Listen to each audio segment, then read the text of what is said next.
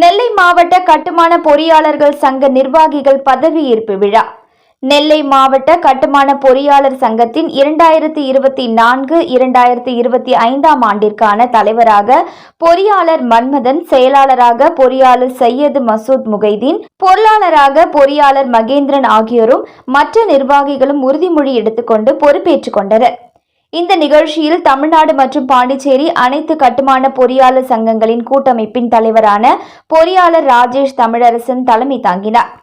Brindavanam group of company உரிமையாளர் சுரேஷ்குமார், தூத்துக்குடி மாவட்ட நகர பொறியாளராக பொறுப்பு வகிக்கக்கூடிய பொறுப்பாளர் பாஸ்கர் ஆகியோர் இந்த நிகழ்ச்சியின் சிறப்பு விருந்தினர்களாக கலந்து கொண்டனர். இந்த சங்கத்தின் பட்டிய தலைவர் பொறியாளர் சையது அகமது உட்பட சங்கத்தின் முன்னாள் தலைவர்கள் ஆகியோர் முன்னிலை வகித்தனர்.